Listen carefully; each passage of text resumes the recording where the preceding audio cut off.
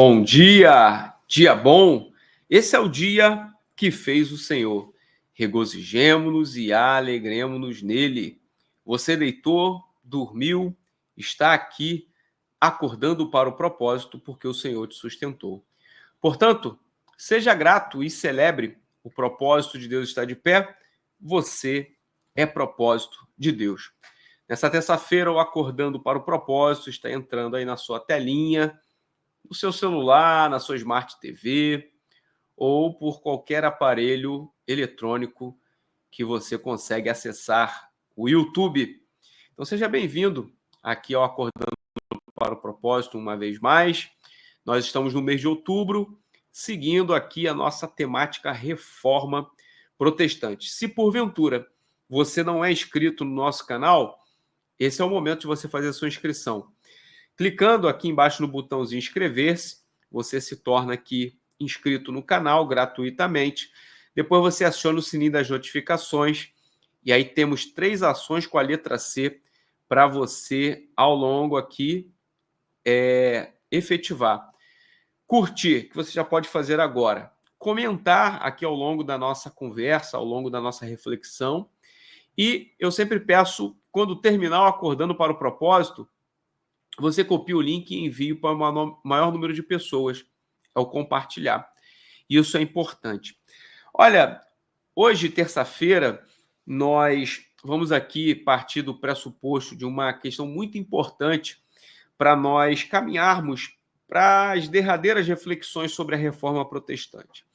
Você viu todo o cenário que envolve e que envolveu a reforma protestante, você viu personagens, você viu acontecimentos, você viu o ponto culminante da reforma protestante através da vida de Martinho Lutero, você viu aqui os pilares das 95 teses de Martinho Lutero, que são teses bíblicas.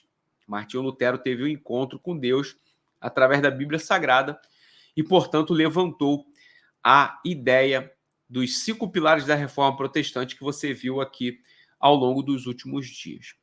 E para encerrar esse bloco dessas apresentações desses pilares da reforma protestante, eu quero que você pense um pouco comigo aqui acerca de uma questão muito interessante que a reforma vai apresentar para nossas vidas como uma grande lição.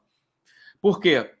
A partir de amanhã, até a gente encerrar aqui o mês de outubro, e no dia 31 nós comemorarmos mais um ano de aniversário da Reforma Protestante, e na sequência nós começarmos o mês de novembro com uma nova temática que você vai ficar sabendo, eu quero preparar um ambiente para você pensar aqui da seguinte forma.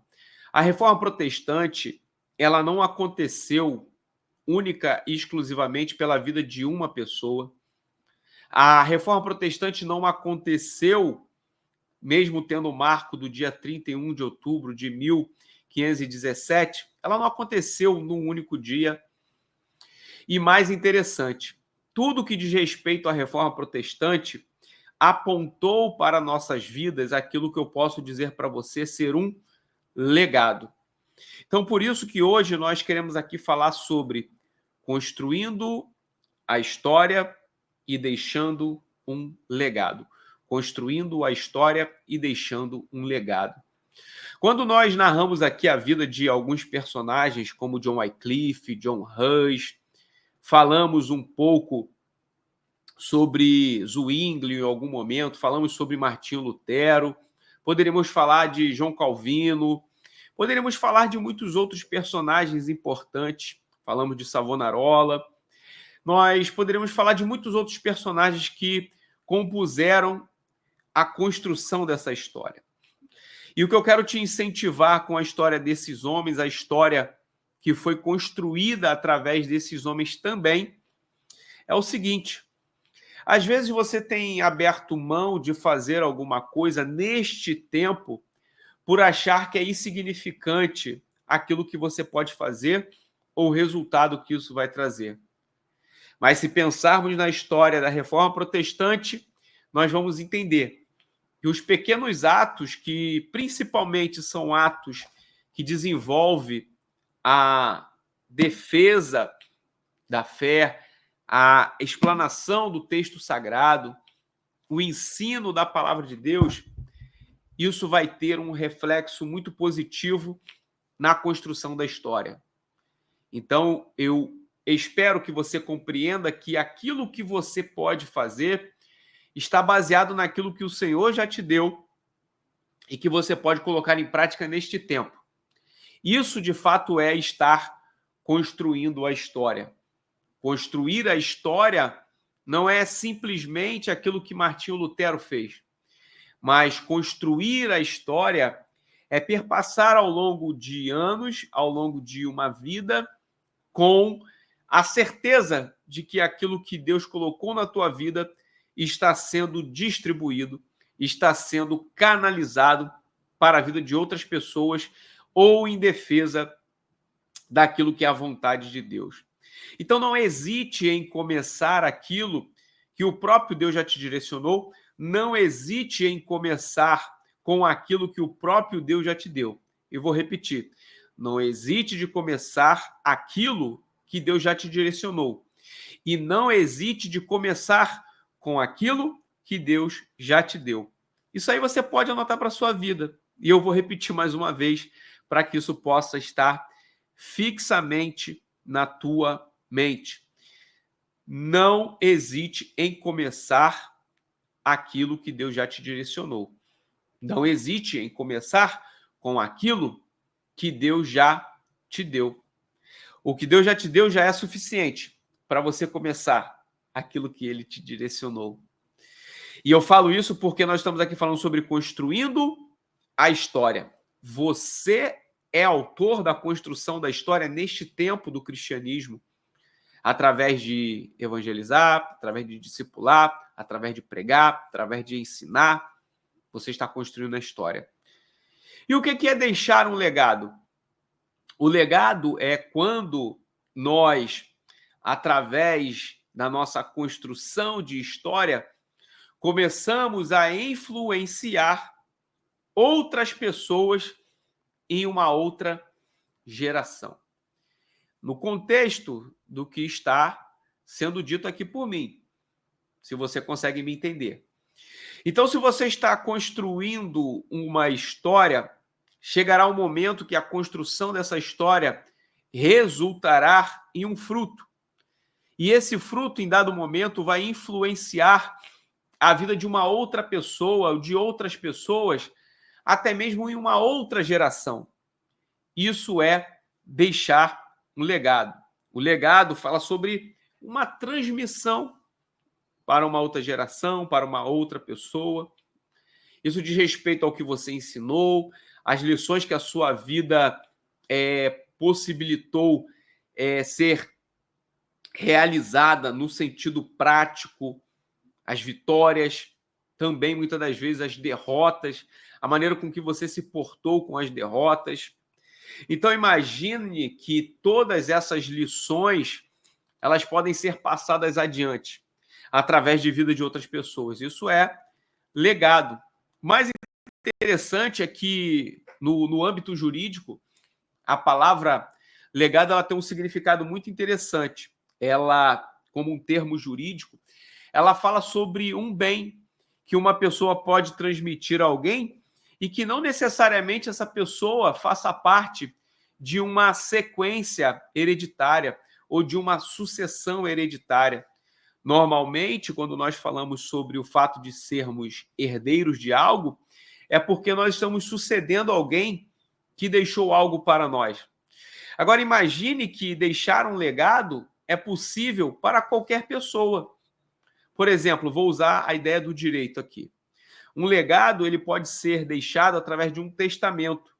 Nesse testamento, uma pessoa pode dispor de um bem em legado para outrem, no sentido de que esta pessoa nem sequer precisa ser da sua família. Pode ser um terceiro, pode ser uma pessoa que não tenha nenhum tipo de relação consanguínea. Isso é legado. Transmitir um bem para outrem, ainda que este não faça parte de uma sucessão hereditária. O que eu estou querendo dizer para você é o seguinte: a reforma protestante deixou um legado, a reforma protestante deu fruto. E os frutos da reforma protestante precisa ser uma influência para nossas vidas. A luta pelo acesso à palavra, a luta por bases do cristianismo precisa ser algo que eu e que você venhamos desfrutar neste tempo, porque o legado é uma transmissão. Então, Martinho Lutero, John Wycliffe, ok? John Hus, Savonarola, esses homens deixaram um legado para nós. Zwinglio, João Calvino, esses homens tiveram seu tempo de luta e de busca pelo direito concedido por Deus, muitas das vezes de coisas relacionadas à liberdade de professar a fé, a liberdade da vida, a liberdade de poder defender aquilo que acreditamos. Então, construindo uma história e deixando um legado é algo que você precisa pensar para a sua vida. O que você está fazendo hoje? E eu digo mais, você já parou para refletir o que de repente você está deixando de fazer hoje? E o que talvez você esteja deixando de fazer hoje possa ser um legado que lá na frente alguém pode estar deixando de usufruir. Imagina, por exemplo, quais são as pessoas que você interage? Essas pessoas, sendo mais novas do que você, elas estão usufruindo de alguma coisa que sua vida produziu como influência para elas? Então, veja, eu gosto sempre de tratar aqui no Acordando para o Propósito, depois posso até colocar, é uma frase que eu sempre tenho dificuldade de construí-la novamente, porque prefiro entender o sentido daquilo que falo do que necessariamente ratificar uma frase de maneira tão pragmática. Mas lembre-se, o propósito é aquilo que Deus colocou em nossas vidas para que possa ser o porquê das nossas vidas hoje. Agora, o legado. O legado é quando nós desenvolvemos o propósito que Deus nos deu, a ponto de que isso venha influenciar outras pessoas e essas pessoas sejam alcançadas por intermédio do exercício daquilo que nós desempenhamos através do propósito que Deus nos deu. Em linhas gerais, o legado é sempre, nesse sentido aqui do que nós fazemos, construindo a história, aquilo que alcança outras pessoas através da influência daquilo que nós fizemos. Então, construa uma história e deixe um legado. Esse é o resumo de tudo que nós aprendemos até aqui em relação à reforma protestante. E que Deus possa abençoar a tua vida, que Deus possa fazer com que a consciência do teu aprendizado possa se tornar um fruto na vida de outras pessoas. Eu quero, nesse momento, dizer para você que, na sequência, nós vamos tratar sobre alguns aspectos do que, de fato, a reforma deixou como legado, a partir do ponto que nós construímos hoje, deixando uma história, construindo uma história, deixando um legado. Deus abençoe sua vida, uma ótima terça-feira, e eu te vejo amanhã às 6h07, assim querendo Deus, aqui no Acordando para o Propósito.